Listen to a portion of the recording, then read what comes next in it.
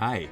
We come today to the final judgment against Babylon in Revelation 17:18 and the beginning of 19. And many things have shifted in the narrative as we reach this section. We're done with the seven seals and the seven trumpets and the seven bowls. There are no more opportunities for repentance given to the inhabitants of the earth, but instead we see a series of visions and explanations and responses to the destruction of Babylon.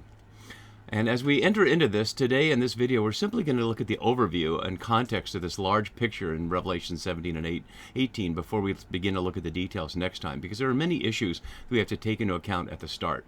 And to enter into it, let's begin by looking on the right side of the screen, and you can see I've color-coded 4 passages that describe in one way or another Babylon's destruction in Revelation. One we saw a couple of videos ago in chapter 16 with the violent earthquake that described the great city split into 3 parts. Then you can see at the bottom in 1821, matching that, is with such violence, Babylon the great city will be thrown down. So in 1618 and 19 and in 1821, the destruction of Babylon is envisioned as a city. But in 1716 and 18:8, we hear this. They will make her desolate and naked, they will devour her flesh and burn her up, and then she will be burned with fire. So as we enter these chapters, should we envision this picture of a woman being destroyed, or should we envision this picture of an abandoned city? And scholars are equally divided, or not equally, at least closely divided in this issue. So that's a key issue we need to take up. So let's look at the list of issues of concern that I think we need to address before we enter into detail. And that's the first one here. I had it several down because logically, in terms of analyzing a passage, one might start with its structure and some background. But there's so much emotion and so much pain, honestly, around the question of the role of the women here and the violence against the metaphorical woman. I have to emphasize that right from the beginning. There's no violence against women in Revelation anywhere. This is a metaphorical violence against a city, not against a human being. But the language, as we just saw, describes burning her and destroying her. So we have to grapple with this. And one of the first things we have to grapple with is I'm a man, obviously talking about women as whores and brides. When my writing partner, Anthony Gwither, and I were working on Unveiling Empire over 20 years ago now, we had a page on that title, Men Talking About Women as Whores and Brides. But because he realized at one level, we should just shut up. We should just let women raise these questions and stand in solidarity with those who are defending injustices that patriarchy and misogyny have caused against real flesh and blood women. But as someone engaging this text, I can't ignore it, and I can't shift off the responsibility to somebody else. I have to take my own responsibility for it, as we all do, for the ethics of the interpretations we create, whether that's of the Bible or the U.S. Constitution or whatever other documents have moral or ethical implications. And here, the description of a woman being burned is something we have to grapple with. So, it's not, though, among biblical scholars that the men are on one side and the women are on the other. What we have is that historically, when men were largely all the scholars on Revelation, these issues were just largely ignored. And then as women began to be getting PhDs and have their voices in academic scholarship and in journals, some of these questions began to be raised more. So, let's look at it this way as who's on which side of the argument. Arguing against Revelation in the sense that arguing that John's vision is ultimately misogynistic and should be rejected as expressing violence against women, we see at least 3 writers. Tina Pippin here and her book, her one book, and then Catherine Keller in her 2 books, and then joined very recently, relatively recently, by a man and a woman pair, Jennifer Glancy and Stephen Moore, who you can see here. And their chapter will become very helpful for us on the question of how the Romans presented questions of prostitution in language and in cultural forms. But we'll get to that in a different video. On the other side, though, are these people. Elizabeth Schussler Fiorenza, who defends that Revelation is not about violence against women, but about violence against social and economic entities like cities and empires. And if you're not familiar, Elizabeth Schussler Fiorenza is no apologist for misogyny. She is certainly the most published biblical scholar alive in having challenged patriarchy with her own words in terms of inventing the word kyriarchy, expanding the sense of male power over others, but simply dominating power of whatever kind, male or female, and has written at least a dozen books challenging patriarchy in the Bible and the church. And yet she has battled, at least rhetorically, with Pippin and Keller around this question. Similarly, Barbara Rossing, who writes more from an ecological perspective and has also written 2 books on Revelation, and you see both of those here, one dealing with how the rapture in more dispensationalist readings can be challenged, but also the ecological reading, and she has to grapple with this too in terms of the story of 2 cities as whore and bride. So they're on the opposite side, claiming that it's only metaphorical and therefore there is no violence against women. And those are the positions, and we're just going to have to look at the evidence more closely as we go. But what I want to suggest, and you can see from the second point on my list of issues, is there's something involved here in translating this sexual and gender imagery into political and economic terms. And I think that's what we're beginning to see here, that the great city is the expression of this body here, using what we'll see in a moment was traditional language, not invented by John and not even invented by the Bible, but traditional in their world. And in the cancel culture moment we're in historically, it'd be easy to say, let's just write this off. But is that fair, really, to judge a text that's 1,900 years old by our standards today, rather than entering into it on its own terms? Which is to say, as interpreters, we have 2 different steps. One is to ask, what did this text mean in its time? And another is that interpretation valid and applicable in our time today using that kind of language? So my task here is not to decide for you whether this task applies in your life, but just to give you the resources to understand what the text was about in its own time, and you can make the decision on whether you find it too despicable or it can be translated into language that works for our ethical and moral issues as followers of Jesus today. So that's the first issue we need to be looking at here, and we'll be looking at that all on the way. Having said that, and having looked at those couple of images, let's look at the big picture of the structure and see where this fits in. So the scholar Beale, writing back in the 90s here, imagines this view, and he notes that it's a loose parallel. It's not really a tight chiasm, but it certainly gives some shape to the passage that begins today and puts all of that, all this judgment of the harlot, his word, I just copied this directly from his book, there, matching the vindication of the bride at the end. And that's pretty easy to see that the judgment of the whore and the revealing of the bride, New Jerusalem, are paired. But then he pairs the inner parts here, the divine judge right after that and before this, and the judgment of the beast and false prophet, the judgment of Gog and Magog there, and then the pairing 1,000 years. Satan, sorry for the typo there, Satan imprisoned for 1,000 years and the saints reign and judge for 1,000 years, and I'll fix that before I post it on the website. So that's one way to look at it. If we're going to look at the immediate scene we're in, though, it's not really a chiasm. Let's look at least how I've shaped it in terms of its scenes. And I've got 5 sections here and the key words and phrases, and the key words are color-coded for not just the identical words, but words that are around the same thing. And I hope as I just scroll through this briefly, of course we'll go over it in great detail video by video, you can see how the themes unfold as this story goes. So the first scene is the vision here in these first verses here, and we see it's the vision of the whore drunk on the blood of the saints and of the witness of Jesus. And then there's the angelic explanation, much like in the book of Daniel. And then we see the image of the 7 heads and 7 mountains. And notice there, it's already moved away from a woman. It's the issue of the mystery of the woman is of a beast with 7 heads and horns. So it's not staying on that, and yet there is the make her naked and devour her flesh in there. So we'll have to deal with that. The angelic explanation, then the angelic pronouncement of judgment and the call to come out, upon which I based my later book, Come Out, My People. And so we see here the emphasis on what Babylon has done to the nations and the torment that has been caused and that she will receive in a kind of karmic vengeance there. And then there's a mourning response, and we see the kings and the merchants and the seafarers all stand off and mourn. They don't help her. They don't defend her. They just stand off and mourn. And we'll see for selfish reasons that their chance to make a profit and have power are lost if Babylon is gone.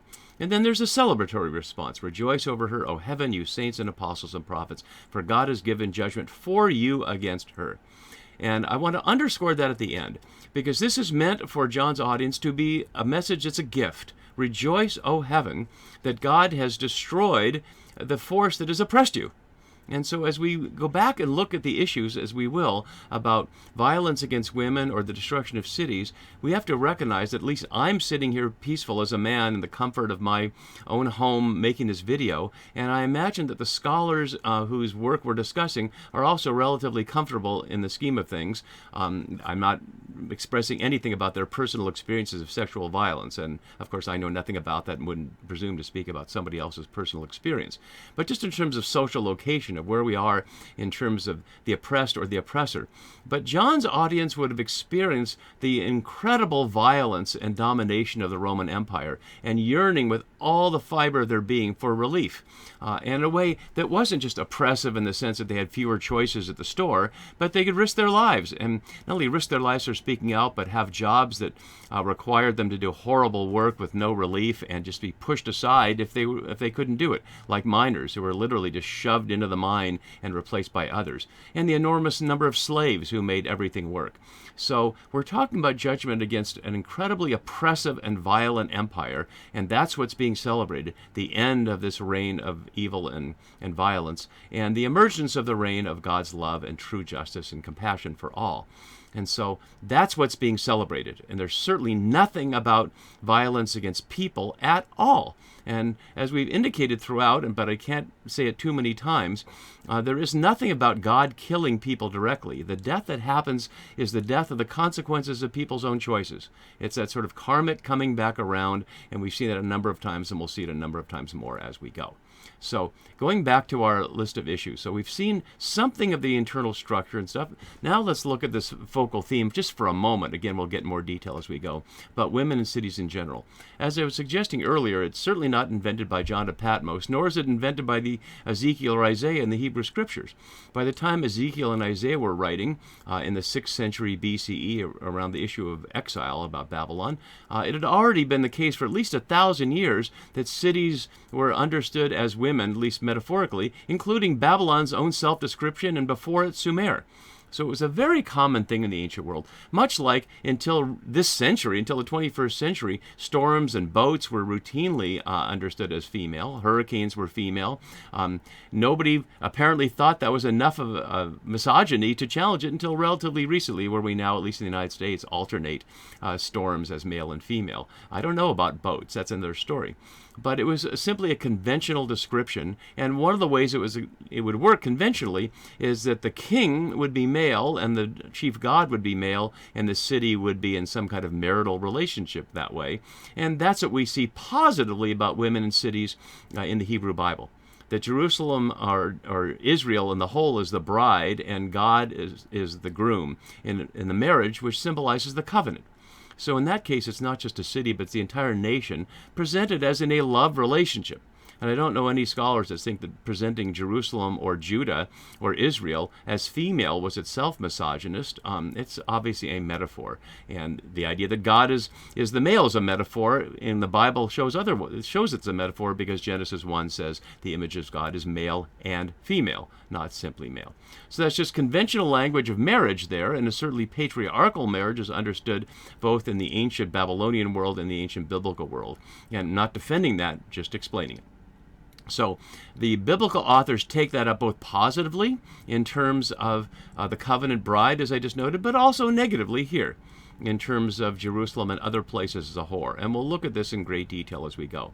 And what we're going to see is that John is using this language. He's really not taking up much of his own language. He's really showing that his audience in Roman Asia in the first century is simply experiencing the same kind of oppression that their ancestors did within the Israelite and Jerusalem communities back in the days of the first Babylon, the actual Babylon, not Rome as Babylon.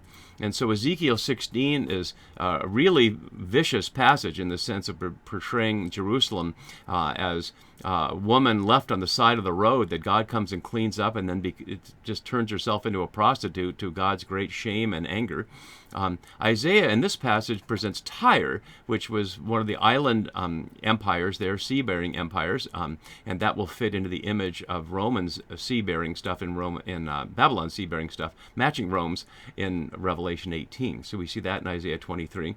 And in Jeremiah 3, we see Israel and Judah as whores, and that's an image I take up in the story in 2 Samuel 12, in a little parable that Nathan tells David after the little Bathsheba and Uriah thing, but that's for another series, and I haven't gotten to that one yet. So, but we see that it's whether it's the nations or foreign cities or Jerusalem, the biblical major prophets all present these places as whores. In the sense, not sexually, but in the sense of illicit intercourse with outsiders and with merchants. And that's the key throughout this whole thing. As we already saw back in Revelation 14, those who quote-unquote didn't defile themselves with women but are virgins was not about their bodies and sexuality, but about avoiding imperial intercourse. And so one of the ironies here in the work of people like Moore and Glancy, who have a chapter, in the article I have is in Moore and Glancy, but he wrote the rest of it himself, they're a collection of essays from other sources. So one of Moore's other essays, he refers to it as raping Rome, but ironically perhaps, it's exactly the opposite of what is said to be done. It's not that the Revelation is saying that Babylon should be raped, it said you shouldn't be having sex with her at all. Come out of her, my people. So, although Babylon will be described as destroyed, it is not described as sexual violence against her. And that's very important, because as we look and see in the Roman world, Roman conquest is described as sexual violence. So it certainly is violence against women. But that's not what's being said here at all. So we need to make that really clear right at the start. One of the things we'll look at also, and this is where Moore and Glancy help us, both in terms of the Greek words that are issued, but also in terms of the cultural context in relation to the city of Rome and the goddess Roma.